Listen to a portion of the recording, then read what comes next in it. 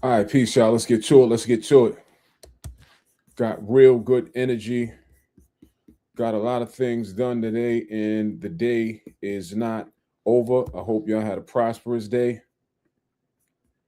I hope you accomplished a lot today, especially if you're an entrepreneur. Hope you got some things done today because that's how we move the needle. We must have things that we're checking off the list as in what I'm doing. I'm checking things off the list. I started with 3 things. I've accomplished 5 things for the day. May not sound like a lot to you, but once you add that 5 up for this day, add another 3 up for tomorrow, add another 4 up for that day. That's how at the end of the week you have a prosperous and healthy week. At the end of the month, you have had a successful month. Just speaking off of experience. Just speaking off of experience. If it helps you, great. Today, we're going to talk about rural markets, right? Rural markets and why rural land markets, right? All that it offers, the good, the bad, the ugly about rural markets. Now, for most of you, most of us probably live in suburban, urban, or city areas. Most of us. That's what we familiar with. That's probably where we grew up at. How do I know that? Because the data tells me that, and I've been in this space for quite some while, and I've been in this culture for quite some while. This is not where we typically spend a lot of our time at. Some have. Some have. If you grew up in the South, deep South, maybe you're familiar with it. But for most of us, we grew up in some type of urban, suburban type of area, residential area, something like that. Well, I'm here to tell you that when it comes to land investing, investing in dirt, you don't have to live where you invest. It clearly you can live there. If I show you how to go out and find a market that you want to invest in and live there, clearly it offers that. Clearly you can live there, right? But you don't have to live there. And a lot of people think that they're unaware that you don't have to go and visit properties how we buy them. We buy them virtually. We don't necessarily have to go and visit these properties. We don't necessarily have to have our boots on the ground. Now you're thinking, wow, how are you doing that? We're doing that because we're leveraging the experts in the areas, the realtors that's in that area. How do we leverage those realtors? When we're flipping land, who do we use to sell our land and put it on the market in that local MLS? We partner with a realtor in that area. Why do we partner with a realtor and why would they help us? Because realtors make money off of listings. So if I come to a realtor with a credible deal or a credible piece of land, they're happy. They're not offering me anything. I'm offering them something. They're happy to work with me. They're happy to lend a hand. They're happy to give me the information or tell me information about the area because I bought them something. Now I'll stay on this point because this is the importance of when you're investing in an area, whether that's a suburban area, a rural market, wherever you invest in that, this is the importance of learning the area and not moving too fast. Because if you partner with a realtor in the area, the next time that you need her, she's quicker or he's quicker to help because you have broke bread with them already. And this is why I say we can be everywhere without being anywhere. And this is how we buy land virtually. They're the experts. We lean on them. We know what we know. We can see what we can see from a virtual standpoint. And it paints a great picture for us to let us know if it's a deal, piece of land that we want to take to the next step. But ultimately, I wouldn't recommend you completing a full transaction, taking it to title and closing on it without someone on your team or on behalf of your team or you going out to be your eyes and ears. Huge red flag. A big no-no.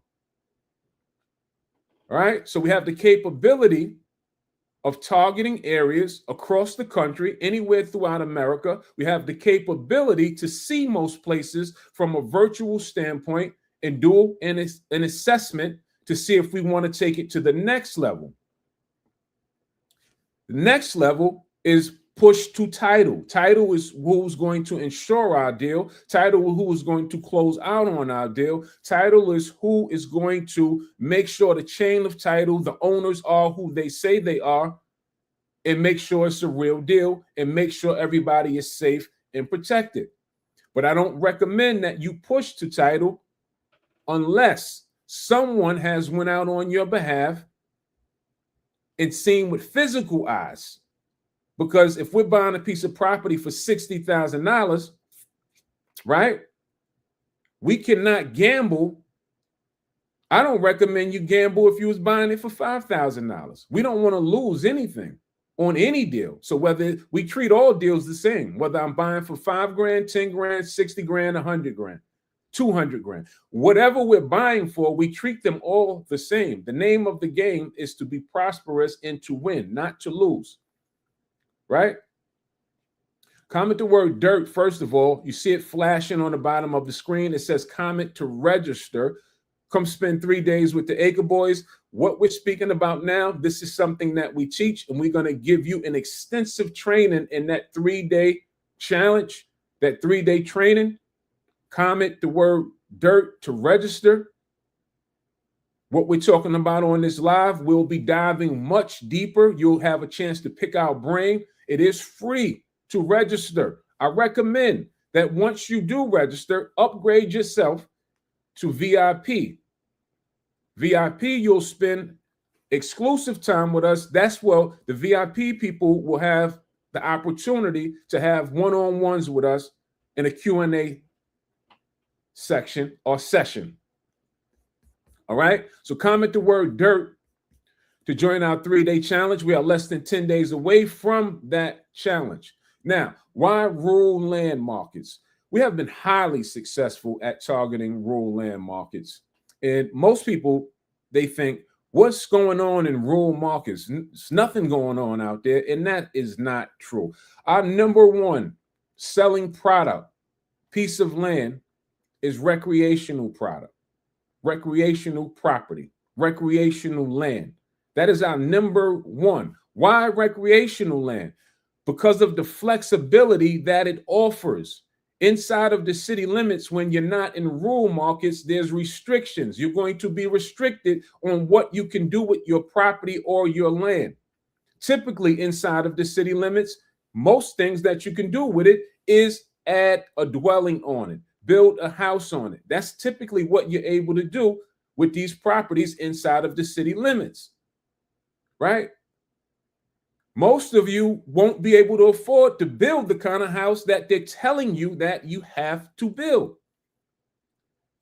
So that's inside of the city limits. Somebody saying, man, that rural, no money out there in the rural markets. Now, I will confess, clearly, let's be clear on something. Clearly, if you could land a deal in a major city, right? If you can land a deal in a major city, you're going to make some major money. But most of us don't have the money to compete with the major players in major cities, especially coming out of the gate. So we say target rural markets where your chips can compete, where your money can stretch in those markets and get you in the game. And unbeknownst to you, some of those rural markets, they move just as fast than the city areas. Pull the data. The data doesn't lie. Days on market is what we look at. The days on market suggests in some rural markets that things are sitting on the shelf, meaning sitting on the market, going on the market and coming off the market.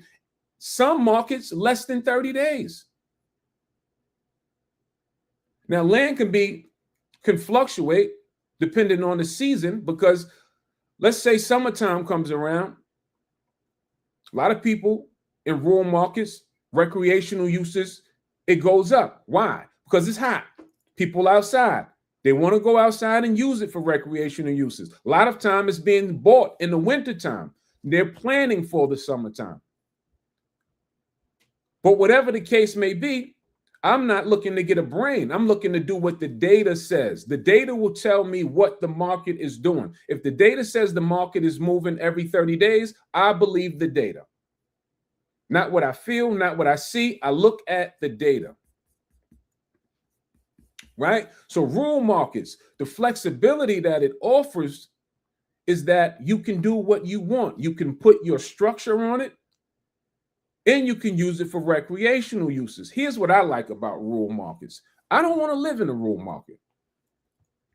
I've grew up in residential areas my whole life. I'm not looking to transition that fast. Maybe one day I will. Maybe one day I won't. But I'm not looking right now, currently in my life, I'm not looking to transition from what I've been used to my entire life to switch all the way from A all the way through Z and say I'm ready to live in a rural market. But I'm damn sure don't have a problem with investing in a rural market. I damn sure don't have a problem with opening up a business and running a business off of some rural land. I have no problem with making money off of rural land.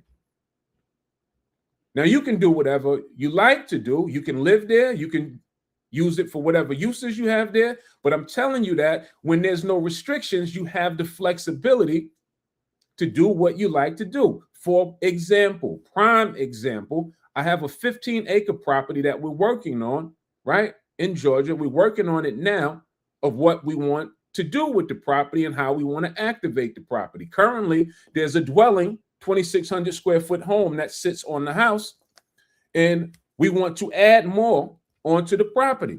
Now, how do we handle that? Clearly, you can start to think of all the wild ideas that you would like. Somebody said, oh, 15 acres, I'll put my family compound. I'll do this. I'll put a car. I'll do all of this stuff. You have all of these ideas, but you won't do anything until you have checked to see what is zoned for and what you're allowed to do. So I thought that it was zoned for a rural market, and I was correct, but I have to confirm these things. How do we confirm these things? Simple. We call down to the county, we give the parcel number or address and ask them, what is this property zoned for? What is the usage? Or what can I put or what can be done on this property? This is simple, right? So I called down, I said, this is the address to the property. I would like to know what could be done. What could I do out here? What can I add to this property? And this is today, so I'll read it to you because I took notes because this is something that we're currently and actively seeking to do. So it is zone RL. RL stands for rural markets. I don't know what the L stands for, but I know the R stands for rural, right? Or RL probably rural land, right? And it tells me that I can put a few things on there. How this particular, see, here's what I want you to know. There's a difference in rural markets, off-grid, and county zoning. So when I say outside of the city limits might not necessarily mean that it's outside of the county limits, because the county can still impose restrictions on the land. So if you don't want to mess around completely with no restrictions at all, then you may need to go a lot further out. When we start getting like into off-grid shit, then off-grid, nobody's telling you what to do with off-grid property. All right. So zoning is vital that you check that, because there is a difference between being outside of the city limits. I have a friend, his property is outside the city limits, and he's pretty far from outside of there, but he still falls inside of the county zoning, which is not letting him do exactly what he wants. They're telling him how many structures per acres he can have on the property. So I was afraid that this property may have fell in that type of zoning, which it didn't. Well, it does. It does. Because he tells me that I can only have one dwelling per every 10 acres. That doesn't work for me. We have 15 acres, so I'm only allowed one house of a certain size. on every 10 acres. So I'm only able, which I have a house already on the 15 acres. So what else could be done with the property is my question. It's zone rural. So what else could be done with this rural land? Can I add ADUs, accessory dwelling units? Yes, you can add ADUs. That I wanted to hear. ADU is going to fall under a small, they'll tell you how big the ADU could be, probably under 1,200 square feet. Tiny home probably would classify as an ADU. Now, as an ADU, they'll even restrict you on how many ADUs you can have on the property. That is not what I wanted to hear. I told him what my vision was, which is I'm trying to get several tiny homes out there and curate an experience on the property. So he said to me, oh, that we have a provision that says that if you call it a country inn, it'll allow you to have several dwellings on there. Oh, never heard of that.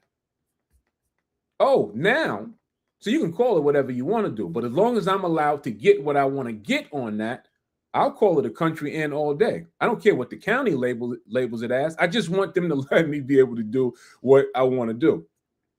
Now, I'll tell you the difference between if I was inside of the city limits, you wouldn't be able to do none of that. You may in the city limits, and Jay put a post out this morning that in New York City, they're allowing additional ADUs on the properties, right? That's gonna become more prevalent in city areas as well, because they can't stuff anymore, and they're so greedy that they're thirsty for more property taxes that they're going to allow that to start happening. Mark my word, you're going to see more of that happening if it's not happening in your area already. They're letting people turn their garages in the area that I'm in Long Island right now. They're letting people convert their garages into living quarters,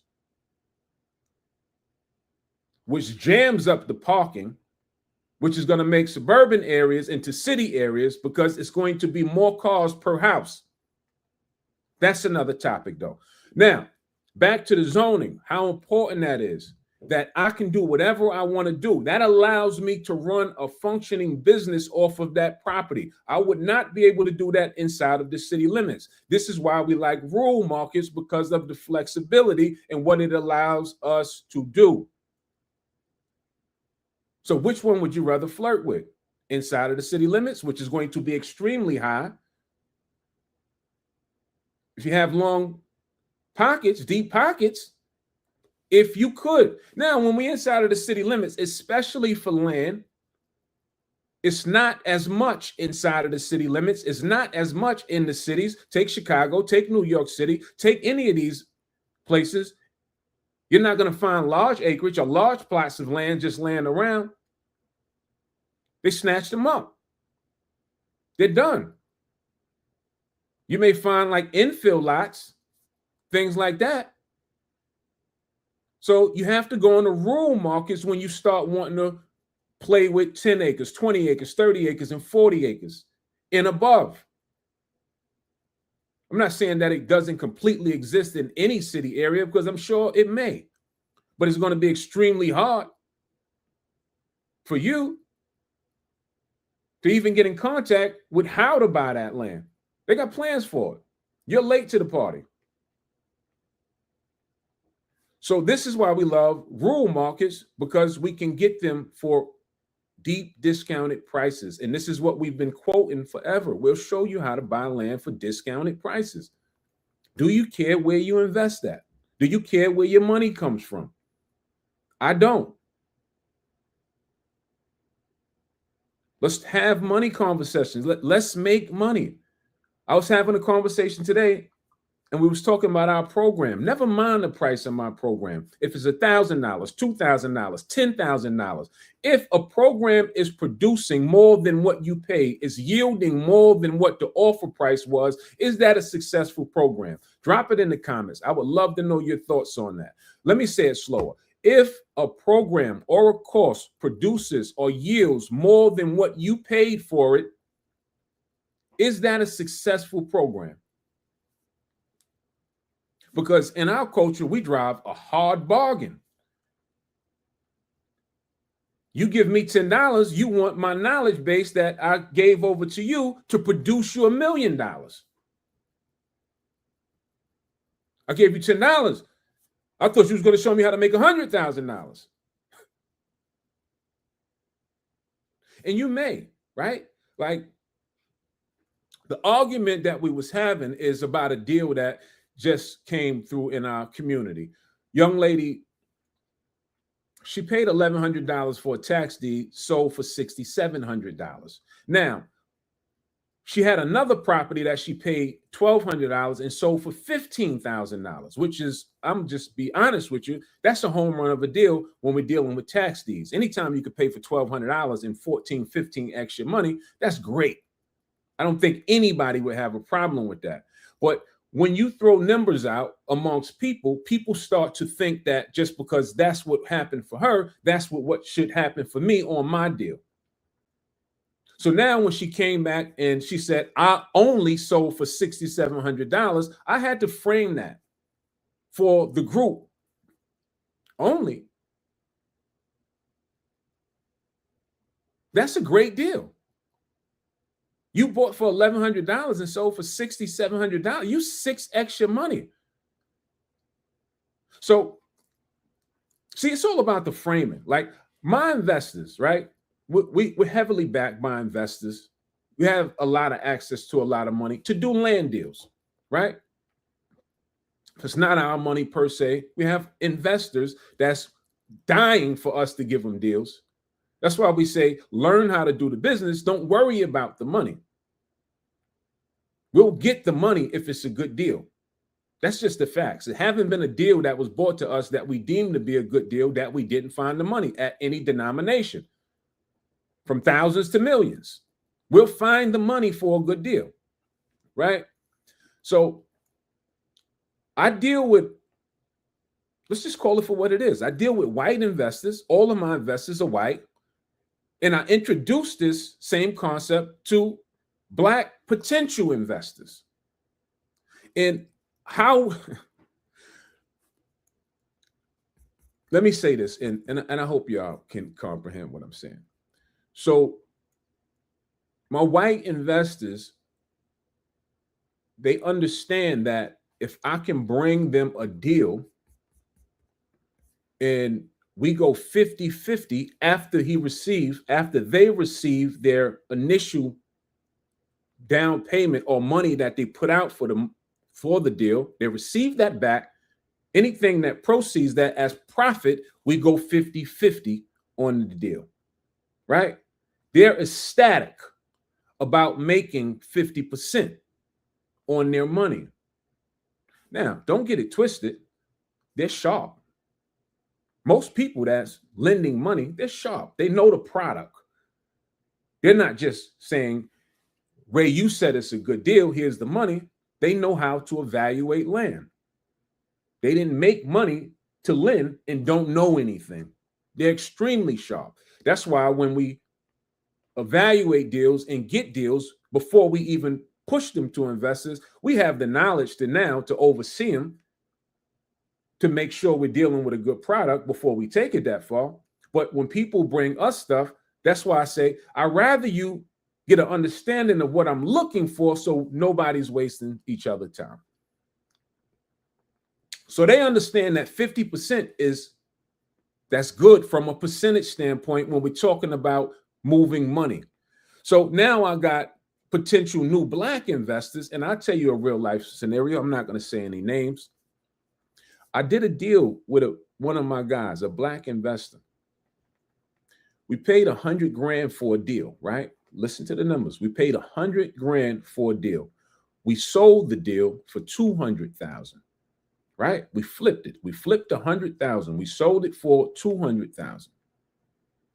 He got his $100,000 back. There was $100,000 on the table. We broke bread, 50-50. He got $50,000 on top of the $100,000. We took the other $50,000, right? After fees and all of that. Everybody has to eat. Realtor has to eat. Title company, all of that. So whatever it was that was left, it was maybe 90 something that was left. But let's just keep it square numbers. So he took 50, we took 50. And it was a rather quick deal. One of our, we never know. We love things to move fast, and this one did move fast. So he applauded us. Clap, clap, bravo. Y'all are super professional. I like the way you handle yourself. I like the way you conduct business. I just made $50,000 on top of my money. Great. Oh, everybody said, good deal. I'll call you once I have something else. I call him when I have another deal, maybe a month, 2 months, 3 months, whatever it was. I don't remember. Maybe 2.5, 3 months later, I had another situation. He told me that he don't feel like he's getting enough percentage on the deal. And that's when I said, our people, we have a sickness because we don't understand how things work. I did all the work for the deal, and I returned you $50,000 on top of your initial payment. And then you telling me that you want more than 50% because you're lending the money. When I got the white boys that's knocking my door down to bring me deals.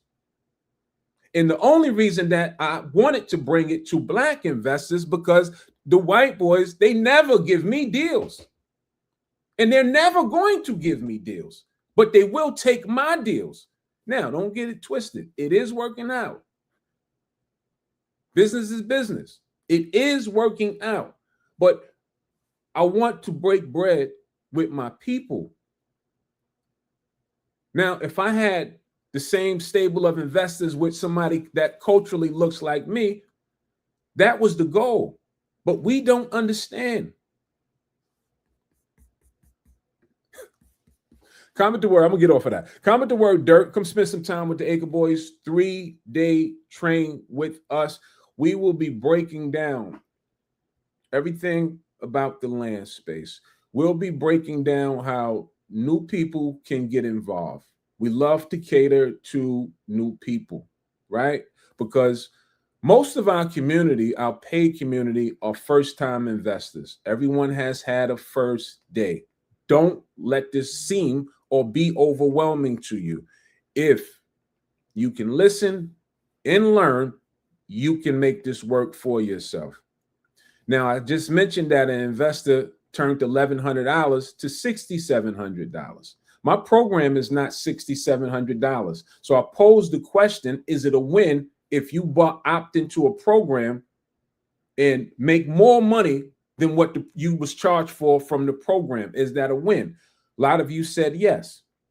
Here's what's really the win to me, not the dollar amount. That's not really the win to me. The win to me is that you have now learned something that you can scale with. You have now learned something that you can go and do this, rinse and repeat this. Now do 2 of those. Now do 3 of those. Now do 4 of those. Now you picked up a skill set for a one-time payment for a program that you can keep for the next year, in the next year, in the next year. This is how we are on year 9 because I paid for a program 9 years ago. And then I just kept making the program work for me. What's your work ethic? What's your vision? It works. If you made 12 grand off of a program that you paid $2,500 for your first year, is that a win? See, a lot of these course creators, they throw these numbers out there. Oh, make 100 grand your first year. You may or you may not. But is it a bad thing if I put you in position to make an additional $12,000 to $15,000 on your first year and you didn't even know that you could make additional money? Now, if you have any hustle in you, take that and learn how to scale it. Stop me when I'm lying. So what I'm saying and why I'm so eager to speak to new people is because I see green and I'm like, if you only knew how much opportunity is out there.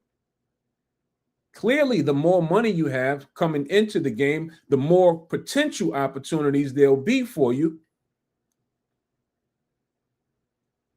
And do you need money to invest in real estate? Absolutely. You need money to invest in real estate. Just the cold hard facts. I'm not here to tell people that we can magically make things happen for you. We didn't magically mess up your situation, so I'm not magically trying to fix it. You're going to fix it. You're going to take your hard-earned money and you're going to seek mentorship, or your options are stay the same.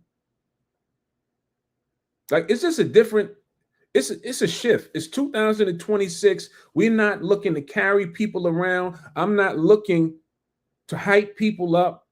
I'm not looking to do any of that. I'm looking for people that see the value in the language that I'm speaking and that's ready to work. That's it. Because the teachings and the lessons are the same. If it worked for me, a former stagehand, and if it worked for my partner, a former garbage truck driver, it damn sure could work for you. If you're willing to put the work in. Just the facts. I don't care what your employment is. If you're blue collar or white collar, these principles work the same. And I have done this business with a little bit of both, blue collar and white collar workers. I've seen some of my mentors make millions doing this business. And yes, still to this day, the Acre Boys, we have a mentor that teaches us things about the land business, although we don't tap into them these days as often because we don't need to. But I still pay a monthly subscription to a mentor just in case. Just the cold hard facts. Gotta stay on top of your game. If this is your business, if your mentor don't have a mentor, that probably shouldn't be your mentor. So comment the word dirt. Come spend some time with us. It's 3 whole days for free. 3 whole days for free. I need to see everybody there. Clear your schedule. You're hearing it ahead of time. Clear your schedule. This is highly important. Highly important. I'm not going to act like it's not. This is highly important. Especially if you're in a situation that you're fed up with. That's what I'm speaking to right now. See, when we made the change and we started doing land investing, yes, I was sick and tired of my situation. I was ready to do something different. So if you told me that potentially that it'll work, you was probably going to at least get my ear for me to come and see, what are you talking about? See, urgency is something else. Are you moving with a sense of urgency? If you're fed up. I don't know who's on the other side of the message, but if you're fed up, how urgent are you moving? How fed up are you? I remember I was in a bad relationship years ago. I was in a bad relationship. And, I was talking to my mother about it. Oh, Ma, we arguing about stupid stuff and foolishness and all of this. And she simply said, very subtle to me, she said, well, you'll leave when you had enough. People want people to trauma bond with them, right? That's what you be wanting to hear. You want people, oh, tell me what's happening. But she didn't give me that. She simply said, oh, you'll leave when you had enough. So it's the same thing with your finances. You'll do something when you had enough. When you're tired of your situation, you'll do something. Opportunity is right here. Opportunity is out there. You're going to spend 3 whole days with the Acre Boys, and I'm going to get off of this, right? I swear, y'all, if y'all know how hard, right? Like how hard that we go every single day. And really, like, since 2026, there has been a shift in us, in the Acre Boys. Even I don't know how if you follow us or how hard you follow us or what you see, but if you're paying attention, you're seeing a shift happen in our tone, our assertiveness, even on social. We are now doing 2 lives a day. We're doing 4 to 5 posts a day, 7 days a week. Do you have that type of energy? Do you have that type of engine? Do you have that type of fortitude? And make no mistake, no, I'm not in a bad situation. I'm actually doing pretty well, but I want more for myself. So I understand that we have to seize the moment while we have the ears, and the moment is here. This is what I'm saying. When opportunity knocks, we don't have time to fall back. We have to step fully into the opportunity. Let's step on the gas. That's the language that I'm having with my partner. And he's in agreement. So comment the word dirt. I'll see y'all over there. We're less than 10 days away. Get right, people. All right, peace. And level up too. Become a VIP member. Become a VIP member. Don't cheat yourself. Treat yourself. Peace. Love.